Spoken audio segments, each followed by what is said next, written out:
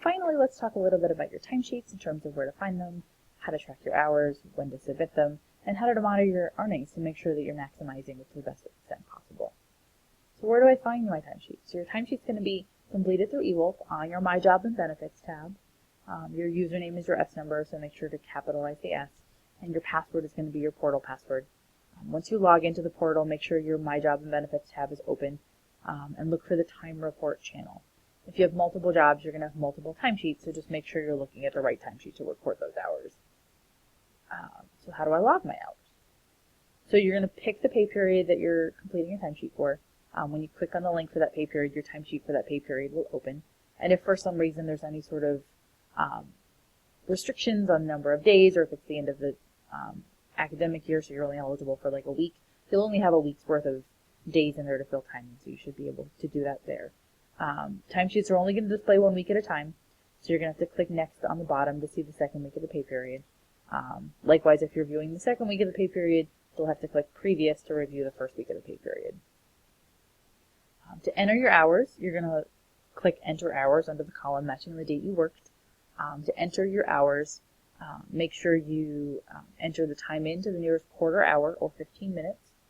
Use the AM selector to choose AM or PM, and the time must be entered in 15-minute increments. So if you came in at 12:17, you're going to write in that you came in at 12:15, or however you decide to do that with your supervisor. Enter in the time out to the nearest quarter hour as well, under the timeout column, and again use the AM selector to select AM or PM.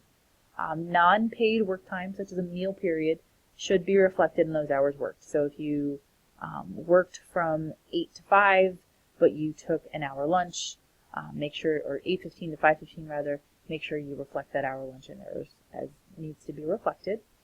If you worked past midnight, the time must be entered in on the new date. So if you worked 4 to 12:30, you're going to put in 4 to 12 on one day, then 12 to 12:30 for the next day. When you finish entering this time, make sure you click Save. Total hour column will automatically calculate the total number of hours on that day.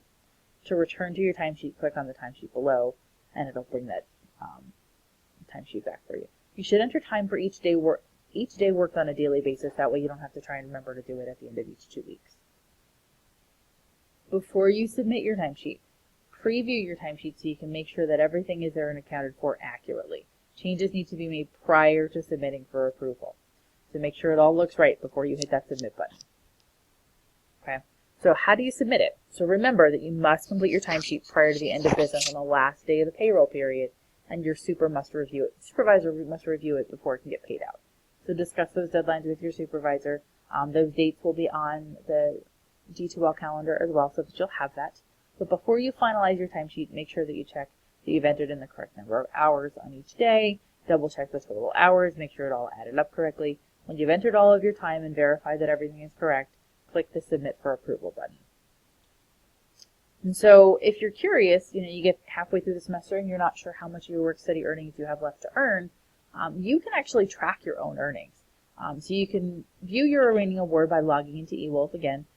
This information is going to be displayed on your Payments and Financial Aid tab within the Work-Study section. The first section is going to be called your Work-Study Balance, and it's going to list all active positions. So if you're working in multiple positions, just know that that information is going to be split out per position. The total authorized available is the original Work-Study award amount. So if you started out with a $3,000 award, that's what you're going to see in that column. Total work-study earned is how much of that original work-study award amount has been earned. So if you're halfway through the semester and you had a $3,000 award for that term, and at this point you've earned $1,500, that's what you'd see in that column. The remaining work-study balance is what balance remains of the original work-study award amount. Keep in mind, though, that this is a real-time snapshot of what's been paid out to you. So there's going to be about a 2-week lag between what you've submitted and what you see there. So that's only reflecting what's actually been paid out. And that's it. So you've come to the end of your 2017-2018 student training. I do hope this was useful for you, but if you have feedback or questions, please feel free to reach out. Please also make sure you complete the quiz that's associated with this by clicking on the quiz button at the top of the page, and make sure you submit that as well so that there can be a record of you completing this. Thank you all again for all that you have done to make your individual departments successful and make the program as a whole successful. hope you all have a wonderful semester.